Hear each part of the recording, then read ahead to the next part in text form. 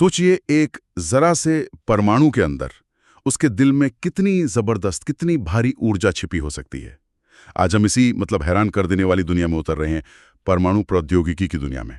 तो चलिए शुरू करते हैं। सबसे पहले ये ऊर्जा आती कहाँ से है? इन कागजात के हिसाब से देखूं तो दो मेन तरीके हैं, नाभिकीय विखंडन मतलब न्यूक्लियर फिजन, और नाभिकीय संलयन न्यूक्लियर फ्यूजन। हाँ, फ्यूजन। पहले फिशन की बात करते हैं क्योंकि आजकल ज्यादातर बिजली तो इसी से बन रही है। तो जैसा इन पेपर्स में बताया है, इसमें एक भारी नाभिक होता है, जैसे यूरेनियम 235। उस पर एक न्यूट्रॉन मारा जाता है। सोचिए, एक न्यूट्रॉन गया, यूरेनियम 235 से टकराया और एक पल के लिए वो बन गया यूरेनियम 236, जो बहुत अनस्टेबल होता है, अस्थिर। हाँ, अस्थिर। और वो फौरन टूट जाता है दो या उससे ज्यादा छोटे नाभिकों में, जैसे क्रिप्टन और बेरियम में मान लीजिए, और साथ में निकलती है ढेर सारी एनर्जी और भी कुछ निकलता है। हाँ, यही तो खास बात है, साथ में निकलते हैं और न्यूट्रॉन, आमतौर पर 2 या 3। अच्छा। और यहीं से शुरू होती है चेन रिएक्शन, मतलब श्रृंखला अभिक्रिया। Chain reaction. हाँ, वो जो नए न्यूट्रॉन निकले ना, वो जाकर पास वाले दूसरे यूरेनियम एटम से टकराते हैं, फिर वो टूटते हैं, उनसे फिर और एनर्जी और न्यूट्रॉन निकलते हैं, वो फिर आगे टकराते हैं। तो ये सिलसिला चलता रहता है? बिल्कुल, एक के बाद एक, और हर बार गर्मी के रूप में ऊर्जा निकलती है।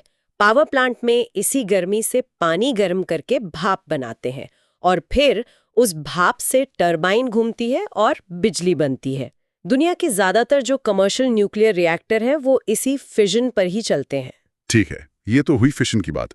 अब आते हैं फ्यूजन पर, नाभिकीय संलयन। ये तो फिशन से काफी अलग लगता है ना? इसमें तोड़ने के बजाय जोड़ने की बात है। हाँ, बिल्कुल सही पकड़ा आपने। संलयन मतलब जुड़ना।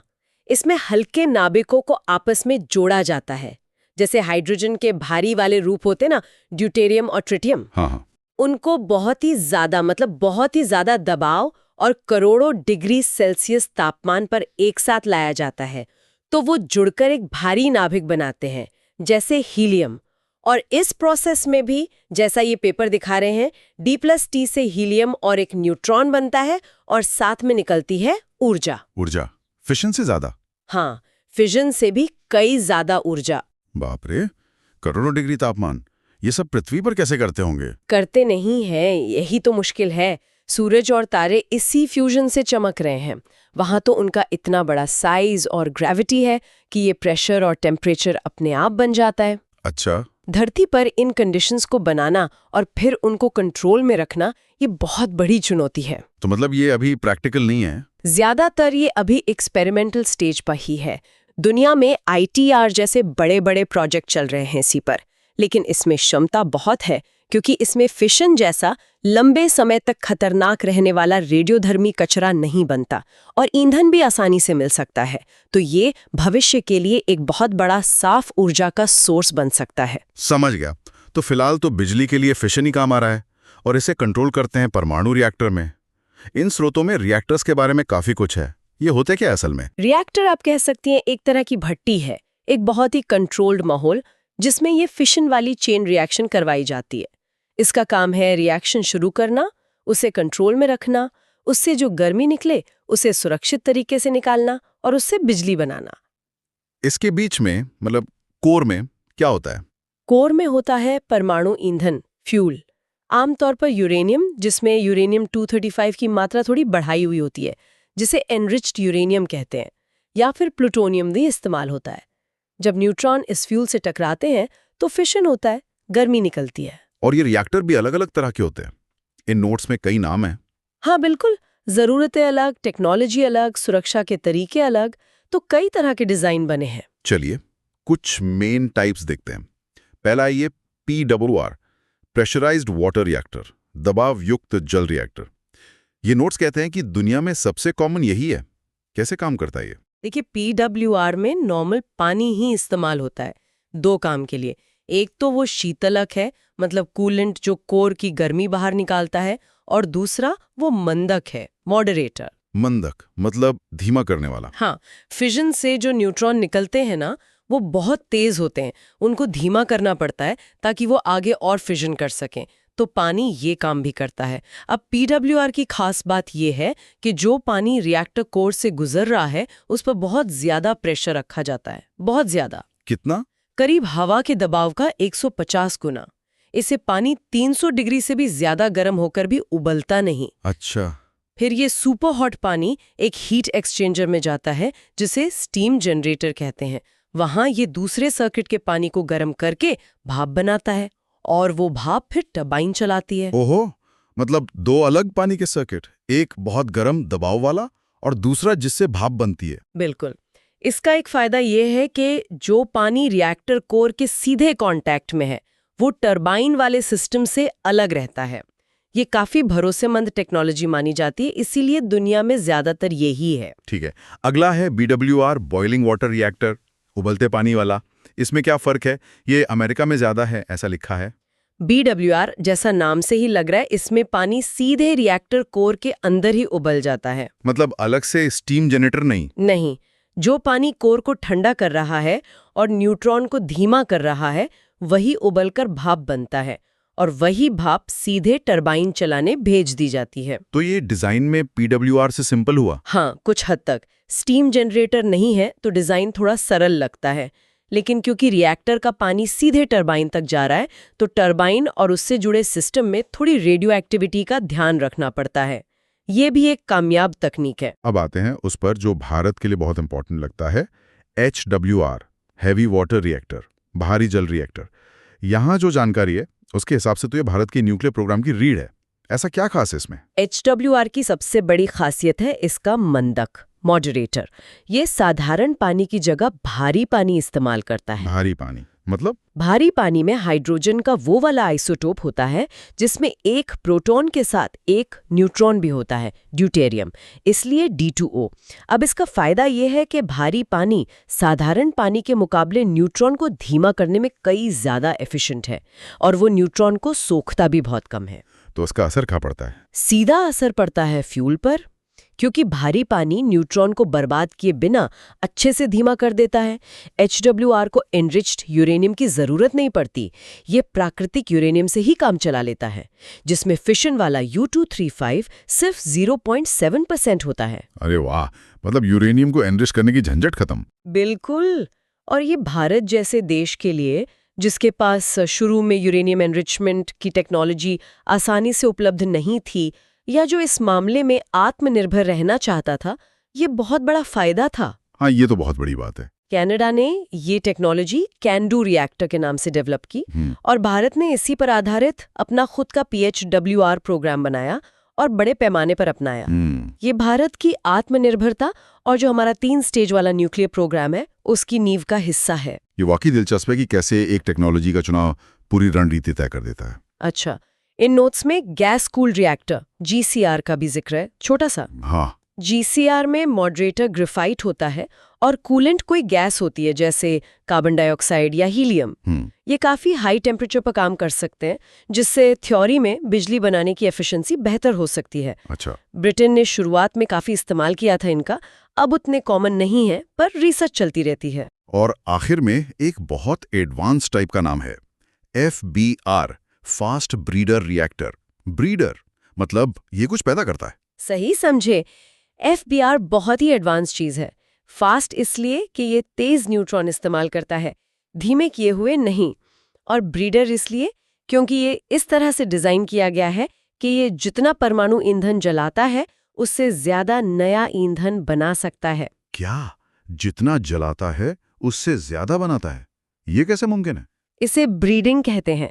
FBR के कोर में फ्यूल जैसे प्लूटोनियम के साथ साथ फर्टाइल मटेरियल भी रखा जाता है, जैसे यूरेनियम 238। U238 आसानी से फिशन नहीं करता, लेकिन जब ये तेज न्यूट्रॉन को सोखता है तो ये कुछ स्टेप्स के बाद प्लूटोनियम 239 में बदल जाता है, जो खुद एक बहुत अच्छा फ्यूल है। ओहो। तो रिएक्टर एक तरफ प्लूटोनियम जलाकर बिजली बना रहा है और दूसरी तरफ U238 से नया प्लूटोनियम ब्रीड कर रहा है। इसका मतलब हम यूरेनियम 238 का भी इस्तेमाल कर सकते हैं, जो प्राकृतिक यूरेनियम में 99% से ज्यादा होता है। एग्जैक्टली। और यही FBR की असली ताकत है। ये हमारे यूरेनियम रिसोर्सेज का इस्तेमाल कई 100 गुना बढ़ा देता है। ये न सिर्फ यूरेनियम का बेहतर इस्तेमाल है, बल्कि ये न्यूक्लियर फ्यूल साइकिल को सस्टेनेबल बनाता है। टिकाऊ। हाँ, भारत का जो 3 स्टेज प्रोग्राम है वो इसी FBR पर बहुत ज्यादा निर्भर है। स्टेज 2 में FBR से प्लूटोनियम बनाना और फिर स्टेज 3 में थोरियम, जिसका भारत में बहुत बड़ा भंडार है, को FBR में डालकर उससे नया फ्यूल U-233 बनाना। यही लॉन्ग टर्म प्लान है। ये तो कमाल की बात है। तो ये सारी टेक्नोलॉजी और सिद्धांत भारत के लिए इनका क्या मतलब है? इन दस्तावेजों से क्या पता चलता है? ये सामग्री बताती है कि भारत का जो न्यूक्लियर एनर्जी प्रोग्राम है वो देश की एनर्जी सिक्योरिटी और बढ़ती हुई डिमांड को पूरा करने में एक जरूरी रोल निभाता है। NPCIL मतलब भारतीय परमाणु ऊर्जा निगम लिमिटेड ये सारे पावर प्लांट चलाता है। और जैसा हमने देखा, भारत का फोकस रहा है अपनी खुद की टेक्नोलॉजी बनाने पर, खासकर PHWR और अब FBR पर, ताकि हम फ्यूल के मामले में आत्मनिर्भर रहें। और ये भारत की कुल बिजली में कितना हिस्सा देता है? अभी की बात करें तो इन आंकड़ों के हिसाब से न्यूक्लियर पावर भारत में बिजली का चौथा सबसे बड़ा सोर्स है, कोयला, पानी और रिन्यूएबल एनर्जी के बाद। लेकिन कुल मिलाकर देखें तो हिस्सा अभी भी काफी कम है। आंकड़े क्या कहते हैं? अभी की स्थिति क्या है? इन पेपर्स के मुताबिक भारत में अभी 7 जगहों पर 21 रिएक्टर चल रहे हैं। इनकी कुल कैपेसिटी करीब 5,780 मेगावाट है और ये सब मिलकर साल में लगभग 30,000 गीगावाट घंटे बिजली बनाते हैं। और नए बन रहे हैं? हाँ, ये भी लिखा है कि 6 और रिएक्टर बन रहे हैं, जिनसे करीब 4,500 मेगावाट कैपेसिटी और जुड़ेगी। 7,780 अभी और 4,500 आने वाली है। ये भारत की जरूरत के हिसाब से कितना है? देखो, भारत की कुल बिजली कैपेसिटी 4 लाख मेगावाट से भी ज्यादा है, तो 5,780 मेगावाट उसका 1.5% के आसपास ही हुआ। नए जुड़ने के बाद हिस्सा बढ़ेगा, लेकिन ये दिखाता है कि अभी स्कोप बहुत है। और भविष्य का क्या प्लान है? कोई टारगेट वगैरह बताया है इन नोट्स में? हाँ, और वो टारगेट काफी बड़ा है। इनमें लिखा है कि 2032 तक न्यूक्लियर पावर कैपेसिटी को 63,000 मेगावाट तक ले जाने का प्लान है। 63,000? ये तो अभी से 10 गुने से भी ज्यादा है। ये हो पाएगा? ये वाकई बहुत महत्वाकांक्षी लक्ष्य है। मतलब अभी के लगभग 6,000 से 63,000 तक पहुंचना जबरदस्त काम करना होगा। बहुत सारे नए रिएक्टर तेजी से बनाने होंगे, फ्यूल का इंतजाम, सेफ्टी, वेस्ट मैनेजमेंट, लोगों की सहमति, बहुत सारे पहलू हैं। लेकिन ये दिखाता है कि भारत भविष्य की ऊर्जा जरूरतों और क्लाइमेट चेंज को लेकर कितना सीरियस है। ये प्लांट हैं कहाँ-कहाँ? क्या जगहों के नाम भी हैं? हाँ, लिस्ट दी हुई है इन पेपर्स में कैपेसिटी के साथ। तारापुर महाराष्ट्र में 1400 मेगावाट, यहीं भारत के पहले रिएक्टर लगे थे। रावतभाटा राजस्थान में 1180 मेगावाट, यहाँ ज्यादातर PHWR हैं। कुडनकुलम तमिलनाडु में 2000 मेगावाट, ये रूस की मदद से बने बड़े PWR हैं और बन रहे हैं। कैगा कर्नाटक में 880 मेगावाट PHWR, काकरापार गुजरात में 1140 मेगावाट, यहीं भारत का पहला 700 मेगावाट वाला स्वदेशी PHWR शुरू हुआ। कलपक्कम तमिलनाडु में 440 मेगावाट, यहाँ MAPS है और यहीं IGCAR भी है, जहाँ FBR पर काम होता है। और नरोरा उत्तर प्रदेश में 440 मेगावाट। हाँ, ये लिस्ट देखकर लग रहा है कि ये देश के अलग-अलग हिस्सों में है और PHWR ज्यादा हैं, पर PWR और BWR भी हैं। बिल्कुल, ये भारत की स्ट्रैटेजी की डाइवर्सिटी दिखाता है और जैसा हमने कहा, भविष्य में FBR की भूमिका और बढ़ेगी। तो आज हमने मतलब परमाणु के बिल्कुल अंदर से लेकर देश की बड़ी एनर्जी पॉलिसी तक की बात की। इस पड़ताल से क्या खास बातें निकली? कि अभी के रिएक्टर फिशन से चलते हैं। फ्यूजन भविष्य की उम्मीद है, पर मुश्किल है। कई तरह के रिएक्टर हैं, PWR, BWR, भारत के लिए HWR खास है और FBR टिकाऊ भविष्य के लिए जरूरी है। और भारत का अपना एक अहम और बढ़ता हुआ न्यूक्लियर प्रोग्राम है। निश्चित रूप से